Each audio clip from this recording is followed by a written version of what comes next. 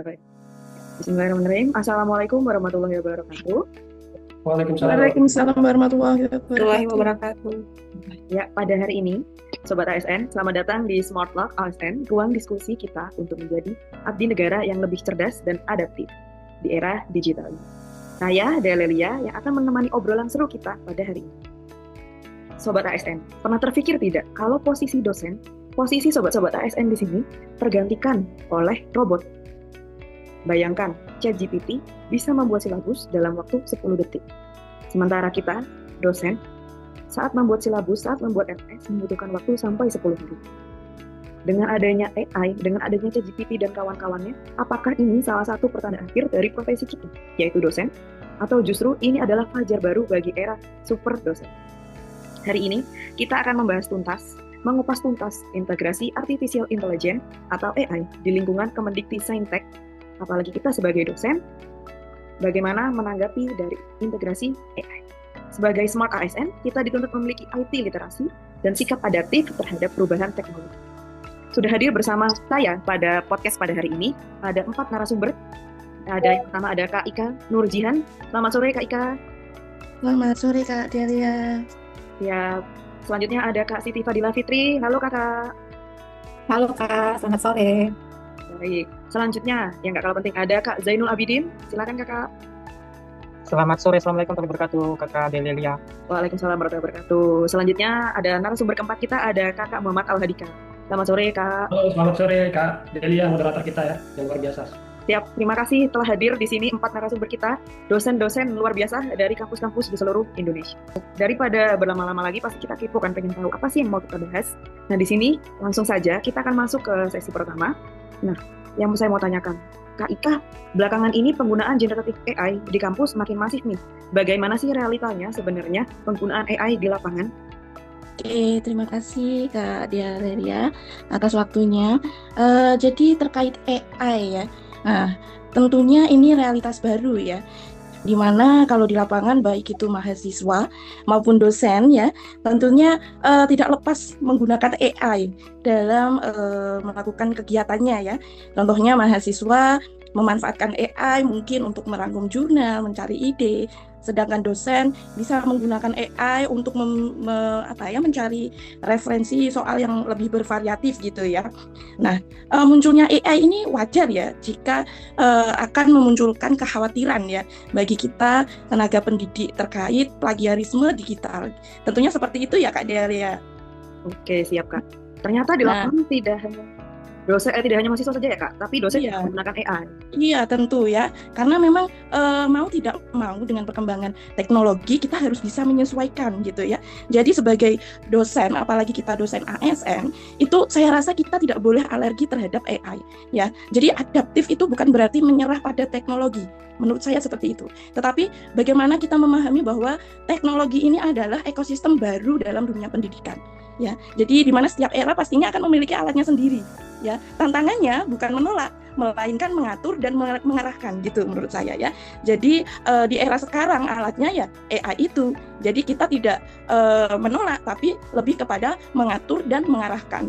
Jadi jika kita menggunakan AI, maka kita juga menganggap AI ini bukan sebagai ancaman. Seperti itu. Jadi menganggap AI ini sebagai co-pilot dalam proses pembelajaran ya. Jadi tetap menentukan kualitas pendidikan tetaplah kita para pendidik. Seperti itu karena AI itu tidak memiliki sifat-sifat yang ada pada diri manusia ya. Jadi jangan merasa bahwa AI ini menggantikan peran kita sebagai dosen, tapi jadikan AI sebagai alat untuk memberikan pendidikan yang lebih berkualitas. Mungkin itu Kak Delia. Oke, siap Kak. Ternyata realita di lapangan semua juga bisa menggunakan AI ya. Menarik sekali poinnya, berarti kita itu nggak boleh alergi terhadap namanya AI. Jadi kuncinya bukan alergi kepada AI, tetapi menjadikannya suatu ekosistem yang baru nih. Mau nggak mau, kita juga harus bergabung kepada AI. Nah, tadi kita bicara juga soal mindset. Di sini sekarang kita bisa melihat nih, ternyata AI ini banyak digunakan juga. Kalau menurut Kak Al-Hadika, gimana sih AI ini bisa menjadi kopilot tadi sempat dikatakan sama Kak Ika Nurjihan. Kopilot yang handal untuk urusan administrasi yang sering dibikin dosen pusing. Kayak kita ngisi BKD, bikin RPS, dan segala macam berbentuk administrasi. Bisa ceritakan nggak Kak sedikit aja bagaimana sih AI ini bisa membantu performa kita sebagai ASN, khususnya ASN dosen yang tidak mau katanya tidak mau ribet urusan administrasi. Oke, terima kasih moderator. Eh, jadi mungkin saya ingin cerita sedikit pengalaman saya selama menjadi dosen ya. Dan kebetulan AI ini merupakan teknologi yang baru. Dan beberapa waktu yang lalu kita juga itu pernah mengadakan yang namanya sosialisasi bagaimana menggunakan AI ini untuk membuat RPS begitu ya. Nah, karena RPS ini merupakan salah satu bentuk administrasi ya yang harus dibuat atau dibikin oleh seorang dosen begitu ya. Nah, jadi dalam membuat RPS menggunakan AI, seperti yang dikatakan oleh Bu Ika tadi bahwa AI itu kita gunakan sebagai alat ya, alat untuk membantu ya, alat untuk mempermudah segala bentuk kegiatan kita begitu ya. Nah, kalau di dalam membuat RPS itu, tentu kita tidak tidak secara keseluruhan meminta AI itu untuk membuatkan kita RPS secara langsung keseluruhan. Namun kita mempunyai yang namanya peta konsepnya terlebih dahulu. Jadi AI itu tidak bisa membuat secara keseluruhan RPS itu seperti apa. Jadi kita harus mempunyai yang namanya kerangka berpikir, peta konsepnya seperti apa, itu dari kita semua. Nah, baru nanti untuk mempermudah mencari hal-hal yang kita butuhkan di dalam RPS itu baru kita bisa menggunakan AI di situ. Namun secara strukturalnya kita yang peta konsepkan atau roadmap-nya dari kita gitu. Nah, tentunya ini sangat mempermudah kerja dosen tentunya di dalam buat RPS. Nah, selain itu juga di dalam menyusun BKD, ya, BKD dosen, saya rasa saya di dalam menyusun BKD untuk semester ini kemarin tidak menggunakan AI. Namun saya rasa hal itu bisa digunakan juga, tapi dalam kondisi tertentu ya, dalam hal-hal tertentu. Begitu Bu Dea ya.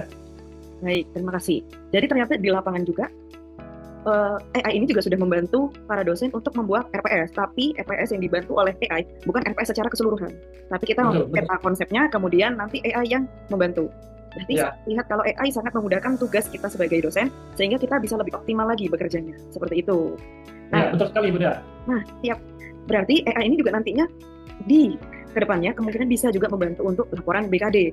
Sehingga beban administrasi bagi dosen itu akan lebih ringan, sehingga dosen itu lebih fokus ke tridharma perguruan tinggi seperti itu.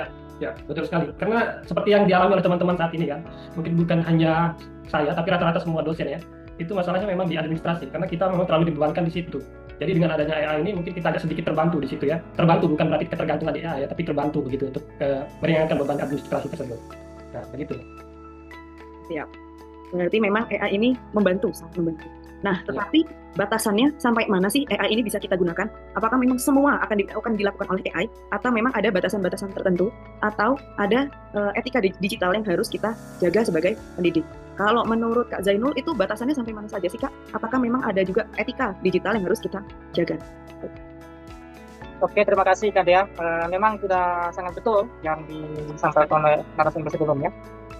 Sebenarnya AI ini atau kecerdasan buatan ini kemungkinan kalau kita bandingkan orang yang paling cerdas, IQ-nya paling cerdas di dunia saat ini, mungkin AI itu adalah yang paling cerdas dibandingkan manusia. Iya. Tetapi ternyata ada batasannya. AI ini ada yang dia tidak bisa lakukan. Salah satunya ialah tentang intuisi, tentang critical thinking. Tadi kalau dikatakan oleh Kak Al-Hadika tadi mengenai peta konsep, itu bagian dari proses critical thinking yang tidak bisa dilakukan oleh AI. Selain itu, selain critical thinking, intuisi, kejujuran dan keteladanan tidak bisa dilakukan oleh AI, tidak bisa digantikan. Itu yang diistilahkan oleh istilahnya human touch, yang tidak akan tersentuh oleh AI. Jadi Kak Dea, itu yang menjadi batasan istilahnya yang terus kita jaga, yang terus kita hidupkan. Walaupun core value smart ASN itu menuntut adaptasi dengan AI, tapi ada ranah yang tak akan pernah terjamah oleh AI. Keteladanan kita sebagai ASN, kejujuran kita, dan seterusnya itu sendiri. Mungkin itu Kak Dea yang bisa saya sampaikan. Siap. Berarti memang ada batasan-batasan yang kita harus jaga sebagai dosen khususnya, karena AI tetap tidak bisa mengerjakan semuanya. Kayak seperti mencontoh keteladanan kita, kejujuran kita, cara bersikap, critical thinking yang akan dibawa mereka sampai tua nanti, itu tidak bisa dicontohkan secara langsung oleh AI maupun oleh aplikasi-aplikasi lain yang semacam AI, seperti itu. Nah, Betul sekali, Kak. kalau boleh saya bilang berarti AI ini cuma sebagai kru, sedangkan kita dosen ini sutradaranya. Karena tetap kita harus mengatur bagaimana jalannya suatu kelas atau jalannya suatu pembelajaran. Tetapi nanti AI yang membantu kita atau AI sebagai kru dalam suatu film tersebut. Seperti itu. Nah, Betul, Kak, ya. jangan sampai kita sebagai dosen itu ikut menjadi robot, sehingga kita kehilangan sisi-sisi manusia atau human touch tadi yang dikatakan oleh Kak Zainul. Tanpa adanya human touch itu nanti kita berarti sama aja kayak robot, sama saja seperti AI yang ada saat ini. Nah, Betul. ya betul sekali. Jadi human touch ini sangat penting, apalagi untuk mahasiswa-mahasiswa. Kalau tanpa ada human touch, nanti mahasiswa kehilangan sisi ngapain ya saya kuliah seperti itu. Iya. Nah, sekarang kita sampai di bagian praktis nih untuk Sobat ASN di rumah. Ibu Fitri, apa saja langkah nyata dan tips yang bisa dilakukan mulai hari ini agar benar-benar menjadi smart ASN dosen di era AI saat ini? Oke, terima kasih Bu Dea. Jadi untuk Bapak dan Ibu, untuk menjadi smart ASN di era AI ini bukan lagi sebuah pilihan, tapi bagi saya itu adalah sebuah kebutuhan, di mana teknologi sudah berkembang sangat cepat dan kita perlu beradaptasi secara cerdas dan strategis. Nah, langkah pertama yang harus kita lakukan adalah berani bereksperimen dengan berbagai tools AI.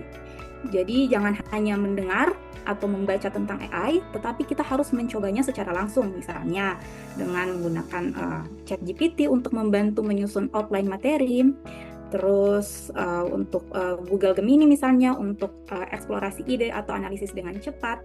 Nah, dengan kita mencoba AI ini sendiri, kita akan memahami kekuatan dan keterbatasan sehingga kita bisa memanfaatkan secara optimal dalam pembelajaran, penelitian, maupun administrasi.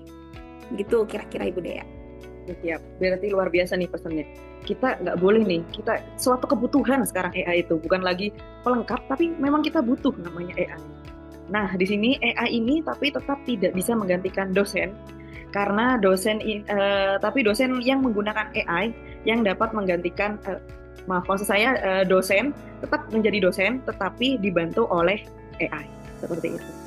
Dan dosen juga tetap harus ada batas-batasan nih, karena mahasiswa tetap butuh kita, karena kita seorang sutradaranya, sedangkan AI hanya membantu kita sebagai kru. Karena jika tanpa adanya dosen, human touch atau hal-hal yang pengalaman-pengalaman yang ada di dunia ini tidak bisa tersampaikan kepada mahasiswa, apalagi saat pembelajaran. Seperti itu. Nah, Sobat ASN, kesimpulan dari diskusi ini sudah sangat jelas. Menjadi smart ASN berarti kita harus tetap mengasah kompetensi dan tetap adaptif sesuai dengan nilai-nilai ASN yang kita miliki. Adaptifnya juga kita harus tetap menerima namanya AI, tetapi kita memanfaatkan AI sebaik-baik mungkin dan tahu batasan mana yang bisa digunakan oleh AI. Dan harus sesuai dengan nilai-nilai berakhlak yang kita miliki, yaitu berorientasi pelayanan, akuntabel, kompeten, harmonis, loyal, adaptif, dan kolaboratif. Baik, itu adalah 4 narasumber sudah kita sampaikan. Terima kasih untuk para narasumber yang sangat-sangat hebat atas ilmunya pada hari ini. Sebelum kita berpisah, Sobat ASN, yuk ceritakan di kolom komentar AI yang paling membantu kerja kalian pada hari ini. ChatGPT kah, Gemini, Copilot, atau aplikasi lainnya, AI lainnya, yang saya bahkan tidak tahu ada AI lainnya. Bisa kalian ceritakan di kolom komentar mana yang paling membantu untuk Sobat-Sobat ASN untuk saat ini.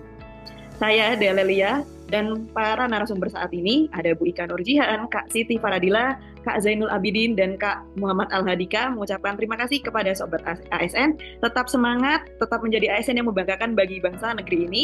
Sampai jumpa pada episode berikutnya. Wassalamualaikum warahmatullahi wabarakatuh. Waalaikumsalam warahmatullahi wabarakatuh.